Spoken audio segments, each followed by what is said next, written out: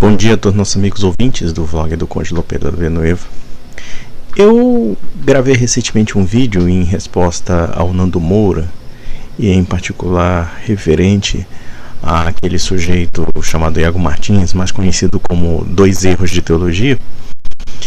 E uma coisa que me chama a atenção no discurso dele é que ele escreveu um livro depreciando a caridade, e aqui nós percebemos que ele usa a palavra não conforme aquilo que a teologia cristã de fato prescreve, mas basicamente o mero ato de você ajudar as pessoas na rua em si, enfim, a filantropia propriamente dita. Mas existe uma coisa que você sempre deve se perguntar quando se fala de protestantismos, porque o protestantismo é uma pluralidade de heresias ou então de visões incompletas da fé cristã. Muitos protestantes vão chegar aqui e dizer: não, mas isso aqui não é protestantismo, porque eles não aceitam os dogmas essenciais do protestantismo. Bom, mas para você afirmar isso, você tem que afirmar que você tem alguma autoridade que possa suplantar as outras pessoas que divergem de você. Então o problema do protestantismo está atrelado não somente à autoridade de quem afirma a fé, como também ao fato de que não existe verdade objetiva dentre as inúmeras seitas protestantes. Então, alguém vai defender a teologia da prosperidade, outros vão dizer que é heresia, só que é heresia em relação a quê? Em relação a que ortodoxia? Não existe ortodoxia, logo se não existe ortodoxia, então tudo é heterodoxia, como também tudo é heresia. Mas já falando da questão dessas opiniões enviesadas, eu gostaria de perguntar para vocês uma seguinte questão. Será que vocês encontrariam, por exemplo, algum santo calvinista do nível, por exemplo, de uma Madre Teresa de Calcutá, ou então de um São Francisco de Assis, ou mesmo da Santa Irmã Dulce, pessoas que se dedicavam aos pobres, aos desvalidos, e que de fato tinham a caridade no coração, no sangue, abandonaram suas vidas justamente para se dedicar ao próximo? Vocês conseguem visualizar esse santo dentre as inúmeras seitas protestantes, e em particular essas de matriz calvinista, como a do Iago Martins, que já afirma claramente que as pessoas já estão predestinadas à salvação e outras à danação? Claro que Iago Martins já prescreveu para si mesmo a própria salvação e, obviamente, também já prescreveu para os outros a danação. Então, a lógica do calvinismo, como a lógica do protestantismo em geral, não é condizente com a caridade no sentido cristão do termo. E por uma razão muito simples. Uma doutrina, ou pelo menos um conjunto de doutrinas confusas, que afirma, por exemplo, as obras não valerem absolutamente nada, não é uma doutrina que estimula a caridade. Muito pelo contrário.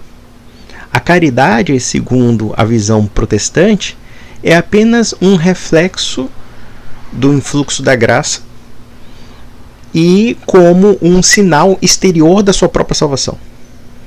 Ou seja, a caridade, na visão protestante, tem uma dimensão egoística e individualista. Não tem aquela dimensão do amor ao próximo como nós entendemos nos santos evangelhos. O protestantismo prostitui e destrói o conceito da caridade. Quando um calvinista faz o bem, ele não o faz justamente por uma obrigação moral com o próximo, no sentido cristão da palavra, mas sim porque ele quer ter a consciência de que ele é salvo. Ou pelo menos, se ele faz algum tipo de bem ali, então ele quer ter certeza de que fazendo aquelas obras são apenas reflexo da eleição divina do salvo, do escolhido de Deus. Mas os santos da igreja não pensavam assim. Se existe algo paradoxal no protestantismo, é a negação das obras, mas ao mesmo tempo a realização das obras como um sinal de convencimento da própria salvação. E aqui nós podemos até memorizar Max Weber, que escreveu aquele livro colossal, aquele livro fantástico chamado A Ética Protestante e o Espírito do Capitalismo, em que ele revela muito bem esse aspecto racionalista do protestantismo, da pessoa transformar sua vida num todo metódico, justamente porque ele não tem mais aqueles sinais sacramentais que dão, pelo menos ao católico, o sentido da salvação. Porque os sinais sacramentais que Cristo nos deu, de fato, implicam dizer que nós estamos coerentes com a fé. Então, realmente, não existe espaço para caridade no protestantismo. Porque, ainda que Tiago nos afirme que somos justificados não somente pela fé, como também pelas obras, contudo, o fideísmo protestante transforma a conjuntura da fé num convencimento até mesmo gnóstico.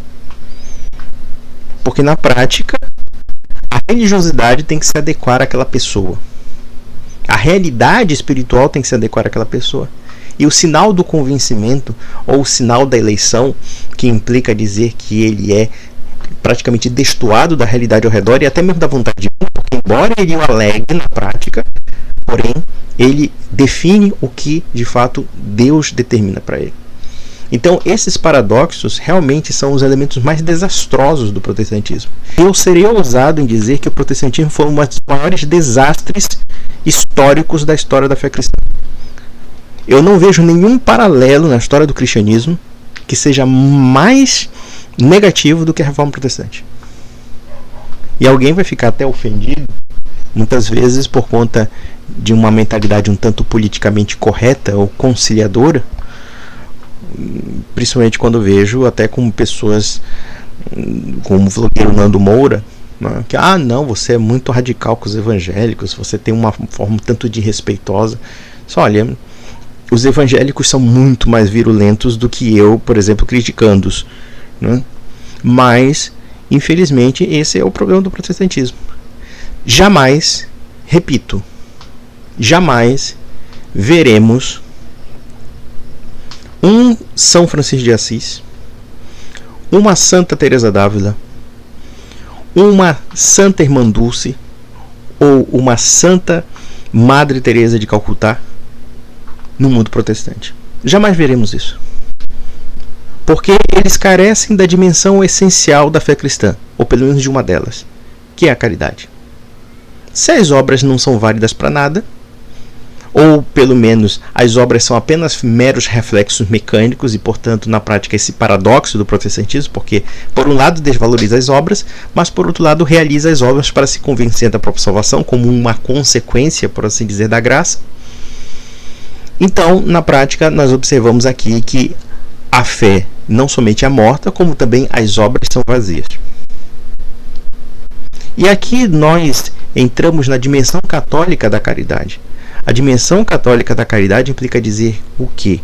Que o homem que ama a Deus verdadeiramente, profundamente, e atende ao seu chamado pela graça, porque a Igreja Católica não nega o livre-arbítrio, muito pelo contrário, o livre-arbítrio não é contraditório com o influxo da graça.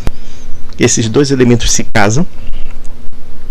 Mas os grandes santos da Igreja Católica amavam a Deus de tal forma que esse reflexo do amor divino também acalentava as próprias obras e também o amor ao próximo. Porque eu não posso amar a Deus e odiar o meu irmão. E foi aí que nós vemos pessoas como a Irmã Dulce, que largou tudo para se dedicar aos pobres, aos desvalidos da Bahia. Ou então Madre Teresa de Calcutá, uma mulher muito caluniada, diga-se de passagem, difamada, mas que abdicou de tudo para viver pelos pobres da Índia. Ou mesmo São Francisco de Assis, um homem muito rico, um homem muito próspero. Temos também São Luís Gonzaga, um homem da aristocracia italiana que também abdicou tudo. E nós temos vários e vários outros. Então não se assustem quando Iago Martins diz que a caridade é um mal. A caridade estimula a miséria, segundo ele. E aqui nós observamos que se a caridade, ou seja, o ato desprendido de ajudar uma pessoa que você não conhece, é algo atentatório no sentido de preservar a miséria, então o fundamento do senhor Iago Martins nesse sentido é o aumento da riqueza. E aqui, mais outro aspecto do calvinismo. Porque dentro da lógica calvinista, aquelas pessoas que são eleitas e que são de fato escolhidas por Deus, também têm reflexos de bênçãos na sua vida, enquanto aquelas pessoas que são aparentemente perdidas não têm bênção alguma e você não tem que fazer absolutamente nada por elas, porque elas são perdidas. E foi esse o fundamento de todas as ideologias e perversões que criaram, por exemplo, a eugenia, o racismo, como também as loucuras, até mesmo de uma ideologia como a nazista. Por quê? Por causa dessa gnose bizarra de achar que certas pessoas são necessariamente superiores às outras. E observem que quando a Sagrada Escritura fala da eleição antes dos tempos, não quer dizer necessariamente que essa eleição tenha anulado o livre-arbítrio, mas sim que Deus sabe quem são os eleitos, porque as pessoas foram chamadas, mas nem todas as pessoas atendem o chamado. Então, o tempo de Deus é diferente do tempo do homem. Mas esse tempo divino, propriamente dito, não anula o livre-arbítrio, como também não anula a intenção do próprio Deus de querer salvar toda a humanidade, e não apenas uns eleitos da humanidade. Porque o próprio Paulo de Tarso diz: Deus quer a salvação de todos, mas nem todos atendem o chamado. E Deus respeita isso e também aplica a providência e a justiça quanto a isso. Então, a própria Sagrada Escritura é desconfortável ao protestante, porque o protestante interpreta a Bíblia Sagrada fragmentada conforme aquilo que convém à sua interpretação particular.